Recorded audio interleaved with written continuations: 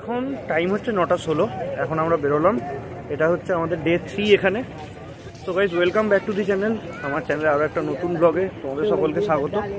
এখন সকালবেলা আমরা বেরিয়েছি, মানে ভোরবেলা বেরিয়েছিলাম একবার 3:30 সময় পুজো দিতে কাশী বিশ্বনাথ মন্দিরে।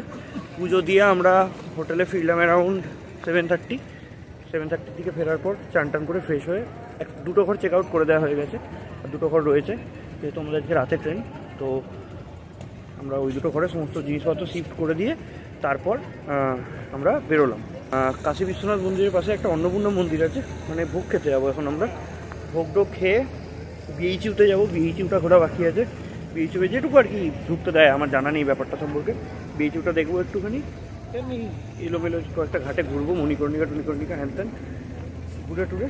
আজকের মতো সেরকম কিছু নেই। আজকে 3-3:30 সময় এসে চলে আসবো হচ্ছে এখানে দশাশ্বমেধ ঘাটে সন্ধ্যারতি দেখার জন্য।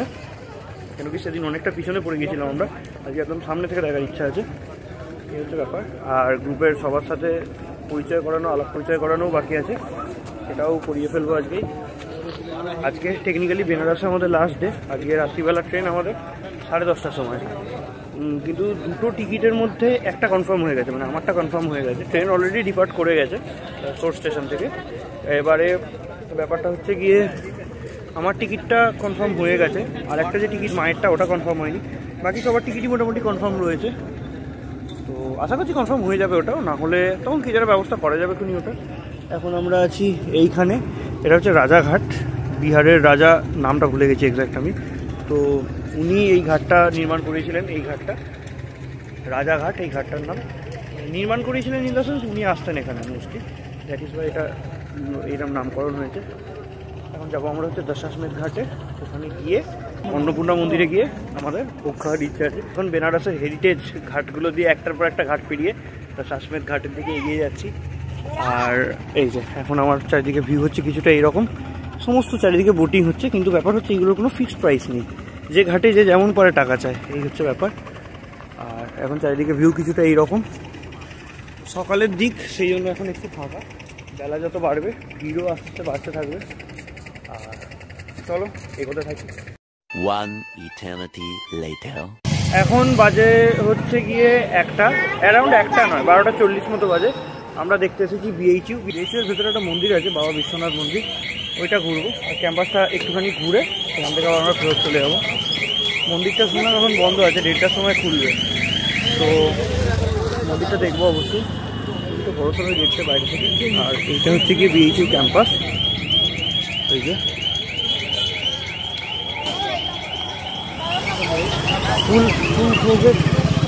ফুল ফেজের ট্যুরিস্ট প্লেস একেবারে এই জায়গাটা, মানে ইউনিভার্সিটি ক্যাম্পাস হওয়া সত্ত্বেও একদম ফুল ফেজের ট্যুরিস্ট প্লেস হয়ে গেছে জায়গাটা।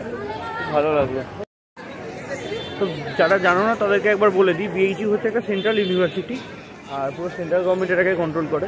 তাই জন্য এত নিট অ্যান্ড ক্লিন আর একদম ওয়েল ডেকোরেটেড ব্যাপারটা। স্টেট ইউনিভার্সিটি, স্টেটের হাতে থাকলে নিশ্চয়ই এত ক্লিয়ার থাকতো না, যে কোনো স্টেটে, ওয়েস্ট বেঙ্গল হোক বা অন্য যা কিছু হোক।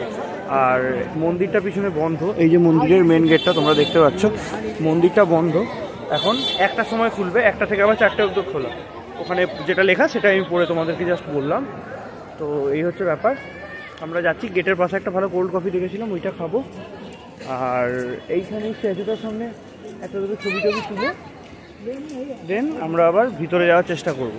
কারণ কি আমাদের এরপর এখান থেকে হোটেল যেতে হবে, হোটেল গিয়ে খেয়ে দিয়ে একটু রেস্ট নিতে হবে। আবার 3:30-4টার দিকে বেরোতে হবে আমাদেরকে সন্ধ্যারতি দেখার জন্য। আজকে একটু আগে যাবো সন্ধ্যারতি দেখতে, যাতে সামনে বসে দেখতে পারি, সেরকম একটা ব্যাপার।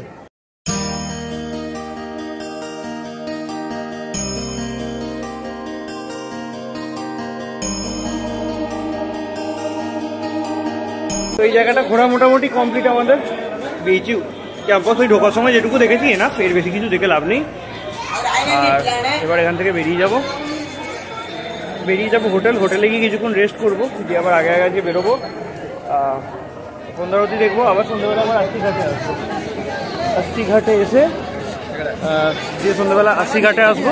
মানে প্রথমে সন্ধ্যারতি দেখবো, তারপর 80 ঘাটে আসবো। 80 ঘাটে এসে তারপর রাত্রে ডিনার করে 9টার দিকে হোটেলে ঢুকবো। দেন 10:30টায় তো আমাদের ট্রেন। আশা করছি ম্যানেজ হয়ে যাবে, সমস্যা হবে না। এই হচ্ছে স্টোরি। আর এইটা এই যে এই মুহূর্তে দাঁড়িয়ে আছি শ্রী বিশ্বনাথ টেম্পল, যেটা বিএইচইউ ক্যাম্পাসের ভেতর যে বিশ্বনাথ টেম্পলটা সেটার গেটের সামনে। আর এইখানে বাইরে এই যে এই দোকানটায় আমরা কোল্ড কফি ট্রাই করেছিলাম, খুব ভালো দোকান, এটা ভালো লেগেছিল ব্যাপারটা, শেয়ার করলাম, that is Y. A few moments later. আরও আগে আসবার কথা ছিল, বাট আজকে একটু লেট হয়ে গেছে, বাট অলমোস্ট টাইমেই আছি। এখন বাজে 4:30, আমি 5 মিনিট হলো দশাশ্রমের ঘাটে এসে গেছি, বাকি সবাই এখন এসে পৌঁছায়নি।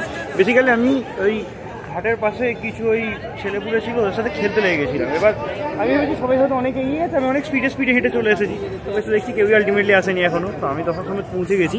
আর এই যে এই সাইডে যে জায়গাটা, এই যে দেখছো সাদা সাদা চাদর পাতা, সাদা যে শীত পাতা, এই জায়গাগুলোর ওপরই একটু পরে ওই সন্ধ্যারতিটা হবে। বাকি সবাই এখনো পিছিয়ে রয়েছে, আমি একটু আগেই পৌঁছে গেছি, মানে আমি একটু বেশি স্পিডে হেঁটে ফেলেছি, দ্যাট ইজ ওয়াই আমি বড্ড আগে পৌঁছে গেছি, সবার আগে আমি পৌঁছে গেছি। কিন্তু আমি অ্যাকচুয়ালি খেলছিলাম, খেলতে খেলতে দেরি হয়ে গেছে, আমি চলে জোরে আর অলরেডি এখন 4:30 বাজে, 6টার সময় সন্ধ্যারতি। তোমরা দেখতে পাচ্ছ কি জানি না, এই সাইডটা পুরো ফুল, ওই সাইডটাও মোটামুটি ওই যে বসার জায়গাগুলো আছে ওগুলো মোটামুটি ফুল হয়ে গেছে। একদম পিছনে ওই হাউস বোটগুলোর ওপরে হালকা বসার জায়গা রয়েছে, বাকি কিন্তু ম্যাক্সিমাম জায়গায় ফুল হয়ে গেছে। মানে প্লেসটা এইরকম, এই জিনিসটা এখানে দারুণ একটা। আজকে আশা করবো যে সামনে বছর সুযোগ পাবো, বা অ্যাটলিস্ট কাছাকাছি থাকার সুযোগ পাবো, যাতে করে একদম আলটিমেট এক্সপিরিয়েন্সটা পেতে পারি। আর এখনও প্রায় 1.5 ঘন্টা মতো দেরি আছে ওটা শুরু হতে। আর আমি এই যে এখন দশাশ্রমের ঘাটে দাঁড়িয়ে রয়েছি, আর বাকি গ্রুপের বাকি মেম্বার এখন এসে পৌঁছায়নি। মানে আমি ভেবেছি সবাই এসে গেছে, তাই আমি আরও ঠিক আছে এসে যাবে, অসুবিধার কিছু নেই, ফোনে কন্ট্যাক্ট হয়ে গেছে। আর এখন বসার জায়গা খুঁজতে হবে, সবাই আসে। এটাই হচ্ছে সেই জায়গা যেখানে একটু পরেই শুরু হবে সন্ধ্যারতিটা। আর এইদিকে এই সাইড থেকে আমরা আসলাম, আমাদের হরিশ্চন্দ্র ঘাটটা এই সাইড থেকে আসলাম। এবার এই সাইডে পিছন দিকেও যাওয়া যায়, বা ওই সাইড থেকে নেবে ওই বোটের উপরও ভাড়া নিয়ে থাকা যায়। দেখি কি হয়, যা হচ্ছে তোমাদেরকে অবশ্যই ইনফর্ম করবো, জানাবো। আর আজকে চেষ্টা করবো একটু বেটার ফুটেজেস নিতে, এইটা দেখা যাক, খুব ফর দ্য বেস্ট। তো কালকে আমরা দশাশ্রমের ঘাটের ওই সাইডটায় বসেছিলাম, ওই সাইডটায়। আজকে আমরা বসেছি এই সাইডটায়। এখানে একটু সাজানো গোছানোটা কম, যদি তোমরা দেখো, বাট মানে গঙ্গা আরতি সব জায়গায় অবভিয়াসলি সেমই হবে। তো আপাতত আমি আর রাজীব কাকু ওখানে বসে আছি, আর প্রসেনজিৎ কাকু ওখানে ছবি তুলছে। কাকু সারাদিন হেভি ছবি তোলে।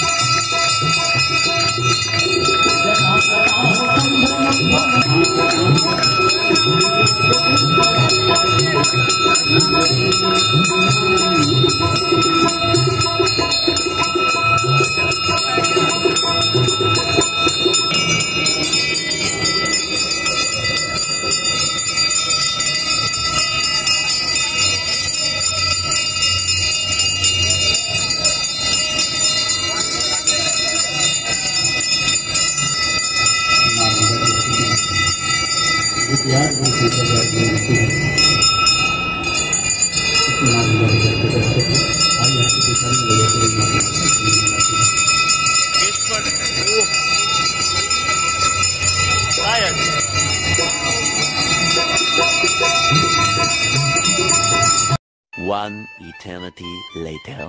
তো আমরা মোটামুটি 9:30টার দিকে এসে গেছি বারাণসী স্টেশনে, বিএসবি। এখান থেকে আমাদের 10:20 সময় ট্রেন হচ্ছে ওই জায়গাটার জন্য, লখনৌ চারবাগের জন্য।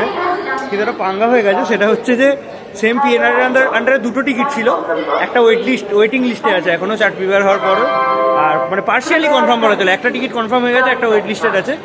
তো আমি কাউন্টারে এনকোয়ারিতে দু জায়গাতে জিজ্ঞেস করলাম, বললো যে ওয়েট লিস্টের টিকিট যার আছে সে যাত্রা করতে পারবে, কোনো অসুবিধা নেই। যদি কোনো সিট ফাঁকা থাকে তাহলে সুবিধা হয়, কেন কি গাড়িটার এরপরে ডাইরেক্ট স্টপ একেবারে লখনৌতেই আছে, লখনৌ চারবাগ এনআর।